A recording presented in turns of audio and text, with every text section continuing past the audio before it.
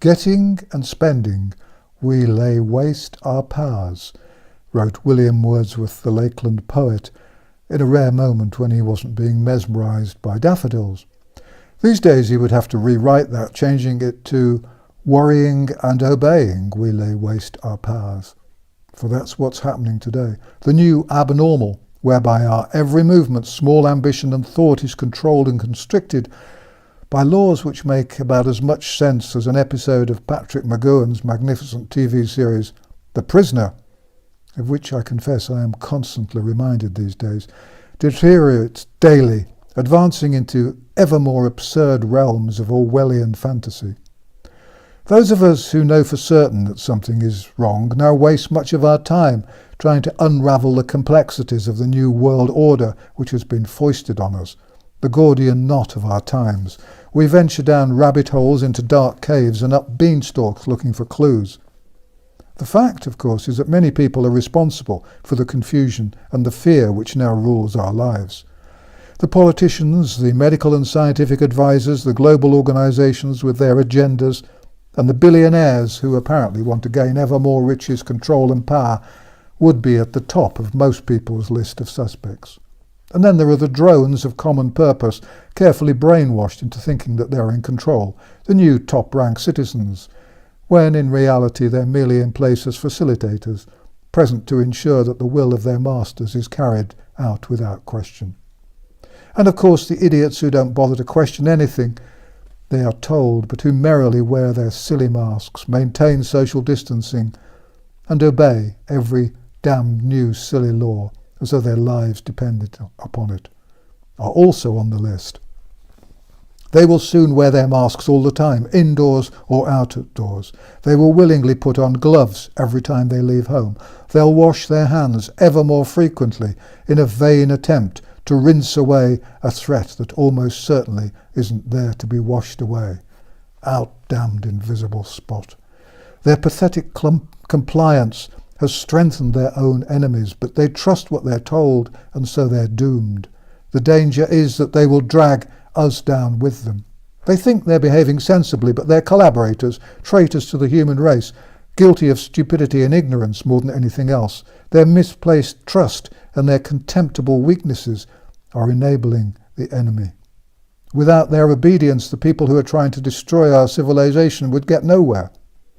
The protestors, tearing down statues, attacking buildings, and attempting to destroy every artifact and memory of our history, are playing straight into their hands. Straight into the hands of those who would destroy the past, good or bad, in order to rebuild a new world of permanent slavery. By denouncing those who do not appear to think acceptably about racial or gender issues, they are aiding and abetting the greatest enemy the human race has ever faced. The climate change protesters who make so much noise and who are filled with a sense of self-righteousness, self-satisfaction and unparalleled smugness are behaving like crazed lemmings, taking us over the edge of the cliff and down onto the rocks where the survivors will fall into the hands of a bunch of truly evil men and women whose motives may be cloaked in the false colours of philanthropy or well-meant desires to eradicate poverty or hunger, but which are in truth no more than the selfish yearnings for the traditional triumvirate of power, control and money.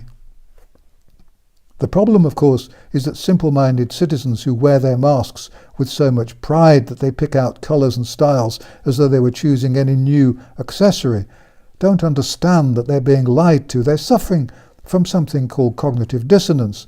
They can't believe they're living in a world where nothing is as it was. The lie is simply so huge, so complete, that they can't accept that anyone would be so evil as to tell it. Maybe they haven't heard of Goebbels and Hitler, who believed that if you told a big enough lie, no one would believe it to be a lie because they wouldn't be able to conceive of people being prepared to tell it. You can see them walking around anywhere these days. They look and behave like zombies, as though they're under a spell. But there's another group which is helping to make all this work, the mass market media. Without the media, the manipulators wouldn't have been able to pull off their coup. And they're at it everywhere. In the Spectator magazine the other day I read an article on the coronavirus by someone called Matthew Paris, who tossed into his article the words, "It's killing millions worldwide and threatening to overwhelm health provision."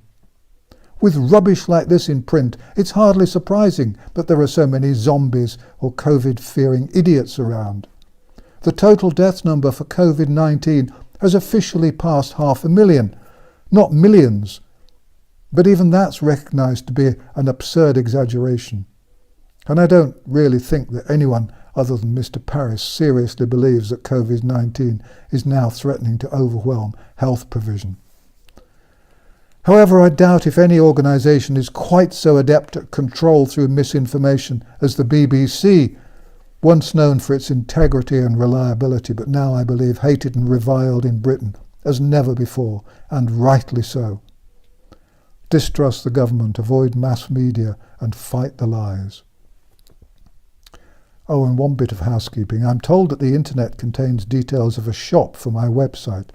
There hasn't been a shop on my website for at least a decade. My books are only available through Amazon, and if you see anything being sold as used or recommended by me, it's a fake. I don't do any advertising or outside promotion of any kind. If you can, it would help if you pressed the thumbs up button now, or put on a comment, or both. Thank you for watching An Old Man in a Chair, and thank you for your support and encouragement. Please copy and paste the videos on Twitter and Facebook and BitChute and wherever else you like. If you want to put on a translation, that would be fine. If my videos disappear, please go to my website, www.vernoncoleman.com, where you can find out where they might be. And anyway, there you can read the transcripts of the videos, including the banned ones. This video site has not been monetized. There's no advertising and there's no sponsorship, and there's no ads or sponsorship on my website either. If you visit mainstream media, please put on notes asking people to come and take a look at these videos on YouTube. And if you're feeling alone, then please remember that lots of people are now waking up around the world. We are not alone, and we will win this war. Thank you again for watching An Old Man in a Chair.